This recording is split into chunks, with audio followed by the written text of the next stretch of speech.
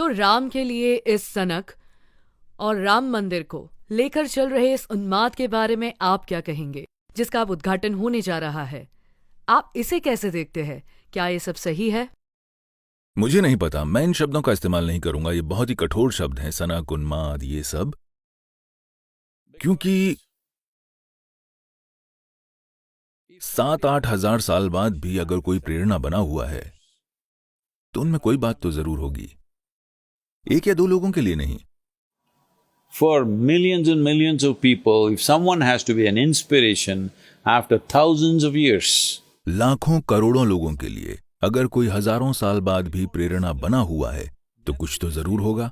अगर हम उसे नहीं देख पाते तो क्या आप तब आप कहेंगे कि ये सनक है, ये है, वो है। मैं इस पर आऊंगा। और वैसे भी अगर राम मंदिर की बात करें तो राम के जीवन में समस्याओं की भरमार थी और आज हजारों साल बाद भी वो जमीन विवाद में फंसे हुए हैं। उनका जमीनी विवाद हजारों साल बाद भी सेटल नहीं हुआ है। तो जो लोग उनसे प्रेम करते हैं इसे सेटल करना चाहते हैं और मुझे लगता है ये सेटल हो चुका है। सुप्रीम कोर्ट ने सेटल कर दिया है, तो अब वो वहां मंदिर बनाना चाहते हैं। ये भक्ति है। इसे उन्माद या सनक क्यों कहा जाना चाहिए? क्या ये, मैं एक और शब्द का इस्तेमाल करूंगी जो कि फिर आप कहेंगे कि कठोर है, ये विभाजनकारी नहीं है? विभाजनकारी क्यों है? क्योंकि ये दो समुदायों को अलग करता है। अच्छा, इसकी कहानी भयानक रही है, और भयानक से मेरा मतलब है खून भरी कहानी, हत्याओं की कहानी, दंगों की कहानी। पिछले 800 सालों में जो हुआ है वो इस धरती के किसी भी हिस्से में हुई अब तक की सबसे भयानक खून भरी कहानी है। यहूदियों के साथ जो एडोल्फ हिटलर ने किया, जो मूल अमेरिकियों के साथ उत्तरी अमेरिका में हुआ, जो कंबोडिया में हुआ, ये सब चीजें उसके सामने कुछ भी नहीं है जो इन 800 सालों में भारत में हुआ। और अगर आपको नहीं लगता कि यह खूनी कहानी है और उन लोगों में कोई पछतावा नहीं है जिन्होंने ये सब किया और बस लोग अपनी आस्था के लिए जमीन का एक छोटा सा टुकड़ा वापस चाह रहे हैं, तो ये विभाजनकारी है। क्यों ये विभाजनकारी है? मैं गौर कर रही हूं कि आप जमीन शब्द का इस्तेमाल कर रहे हैं, मंदिर का नहीं। क्या ये जानबूझकर है? ये जमीन ही है, लेकिन मंदिर भक्तों के दिलों से बनता है। वो भूमि बस एक जमीन ही है, पर लोगों के लिए पावन है क्योंकि वो उनका जन्म स्थान मानती है। और जाहिर है अब कोई सवाल ही नहीं बचा है कि वहां मंदिर था या नहीं। सिर्फ ये एक मंदिर नहीं, हजारों मंदिर ध्वस्त किए गए थे क्योंकि यही नीति थी कि इन्हें ध्वस्त किया जाए और भविष्य में भी किया जाएगा। अगर हम इन्हें सुरक्षित नहीं रखेंगे तो भविष्य में भी ध्वस्त किया जाएगा। आज भी पाकिस्तान और बांग्लादेश में ये हो रहा है। फिर ये विभाजनकारी क्यों है? क्यों हर कोई उस चीज से संतुष्ट नहीं हो सकता और अपनी चीजें कर सकता है जो कुछ भी वो मानता है? मैं बिना किसी मान्यता के रह सकता हूं, पर शायद लोगों को मानने के लिए कुछ चाहिए, इसलिए वो मानते हैं। लेकिन मैं ऐसा कैसे सोच सकता हूं कि जो मैं मानता हूं वो सही है, तुम्हारा गलत है, और तुम्हें सिर्फ इसलिए मर जाना चाहिए क्योंकि तुम वो मानते हो जो मैं नहीं मानता? अगर आप इसका समाधान नहीं करते और ऐसे शब्द बोलते हैं तो ये सब क्या है? ये कहां से आ रहा है? आपने अतीत की बात की, अतीत की लड़ाइयों की बात की।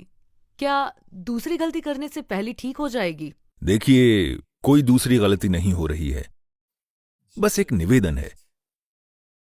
ये 3 महान चरित्र, शिव, राम, कृष्ण, इनके हजारों मंदिरों को तोड़ा गया है। उन सब के लिए कोई नहीं कह रहा क्योंकि इतिहास को ठीक करना असंभव है और कोई सोच भी नहीं रहा है कि हम इसे फिर से ठीक करेंगे। नहीं किसी का इंटरेस्ट है। बस इन तीनों के लिए जहां इनकी मूल उपस्थित थी, वो बस अब उन 3 मुख्य स्थानों की मांग कर रहे हैं। इन्हें क्यों बिना किसी लड़ाई के नहीं दिया जा सकता? और लड़ाई है कहां? कोई नहीं लड़ रहा, वो बस कोर्ट जा रहे हैं। कोर्ट कोई लड़ाई नहीं है, वो एक कानूनी प्रक्रिया है।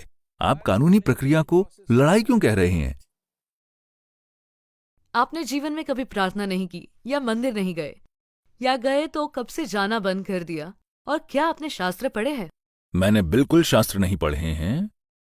मैं मंदिर जाने वाला व्यक्ति भी नहीं हूं। मैंने मंदिर बनाए हैं। हाँ बिल्कुल, बहुत ही सुंदर। लेकिन मैं वहां जाता नहीं हूं। अगर मैं मंदिर जाता हूं, अगर वहां, देखिए, हमारे मंदिर कोई प्रार्थना स्थल नहीं है। इसी चीज से लोग पूरी तरह से चूक गए हैं। उत्तरी भारत में शायद ये बिल्कुल खत्म हो चुका है। दक्षिण में अब भी निर्देश दिए जाते हैं यहां निर्देश ये है कि अगर तमिलनाडु और कर्नाटक में आप मंदिर जाते हैं तो कोई आपसे ये नहीं कहता है कि भगवान से प्रार्थना करो या कुछ मांगो और ये वो। अगर आप वहां जाते हैं तो आप बस शांति से एक जगह बैठ जाएं, क्योंकि ये अलग अलग तरह की ऊर्जाएं हैं, अलग अलग तरह की प्राण प्रतिष्ठाएं हैं। आपके जीवन में कुछ विशेष आयामों को खोलने के लिए हर देवता की एक खास तरह से प्राण प्रतिष्ठा हुई है, तो आपको बस वहां बैठकर उसे आत्मसात करना है। उत्तरी भारत में भी वो आपसे केवल दर्शन करने के लिए कहते हैं, कुछ मांगने के लिए नहीं। दर्शन यानी क्योंकि वो एक ऊर्जा रूप है, तो आप उसके प्रभाव को अपने दिल और मन में ले लें। ये आपको रूपांतरित करेगा। क्योंकि वो एक ऊर्जा रूप है, भौतिक रूप बस एक ढांचा है। ये वहां है, देखने के लिए ये जरूरी है, पर जो ऊर्जा रूप है आपको उसे आत्मसात करना है। क्योंकि इस संस्कृति में, जिसे आप हिंदू कहते हैं, दुर्भाग्य से शब्द को बुरी तरह से बिगाड़ दिया गया है, या शायद और उचित शब्द सनातन होगा, पर वो भी आज एक खराब शब्द बन चुका है। सनातन यानी शाश्वत। तो इस संस्कृति में कोई चीज तब तक शाश्वत नहीं है जब तक वो सबको अपने में शामिल न करे। प्रार्थना जैसी कोई चीज नहीं है। इस संस्कृति में केवल दर्शन होता है। इस संस्कृति में अभिलाषा स्वर्ग जाकर भगवान के साथ बैठने की नहीं है, बल्कि इस संस्कृति में खुद दिव्य बनने की अभिलाषा है। अभिलाषा खुद दिव्य बनने की है, क्योंकि जिसे हम दिव्य समझते हैं वो कुछ ऐसा है जो उससे ऊपर उठ चुका है, जिसे आमतौर पर इंसानी क्रिया प्रतिक्रिया वाला जीवन माना जाता है। देखिए, उदाहरण के लिए कई लोग, और अखबारों में भी ऐसा लिखा जाता है कि तेंदुलकर क्रिकेट के भगवान हैं, क्योंकि लोगों के मन में, कम से कम उनके समय में और आज भी, जो भी इंसान के लिए संभव माना जाता है वो उससे ऊपर उठ गए, बस एक कमबख्त बॉल को मार के, बस इतना ही। लोग कहते हैं सदगुरु भगवान है, आपके फॉलोअर्स कहते हैं सदगुरु भगवान है। नहीं, कोई ऐसा नहीं कहता। वो मुझसे रोज काम करवाते हैं। तो जब हम कहते हैं कि वो भगवान हैं, तो वो ये नहीं कह रहे हैं कि वो किसी स्वर्ग या बकवास में रहते हैं। वो कह रहे हैं कि वो उससे ऊपर उठ गए हैं। जिसे हम इंसान की हद मानते हैं, वो उससे ऊपर चले गए हैं। इसीलिए तो हम राम, कृष्ण, इन सब की पूजा करते हैं, क्योंकि वो अपनी सीमाओं से ऊपर उठ गए। चाहे जीवन में उनके साथ जो कुछ भी हुआ, रणभूमि में भी वो शांत हैं।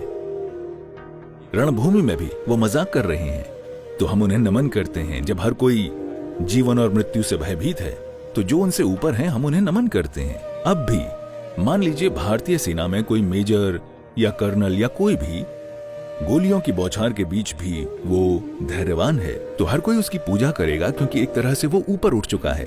तो इस संस्कृति में हम भगवान के पास जाना नहीं चाहते, हम खुद वो बनना चाहते हैं। और हम किसी एक को भगवान नहीं मानते। हम हर चीज को भगवान की तरह देखते हैं। हम एक पेड़ को नमन करते हैं, गाय को नमन करते हैं, सांप को नमन करते हैं, चट्टान को नमन करते हैं, आदमी, औरत, बच्चे, कुछ भी, क्योंकि जीवन का कोई भी अंश उनके भीतर सृष्टि के स्रोत के धड़ के बिना घटित नहीं हो रहा है। अगर आप उसे पहचान लेते हैं तो आप झुकेंगे, अगर नहीं पहचानते तो नहीं झुकेंगे।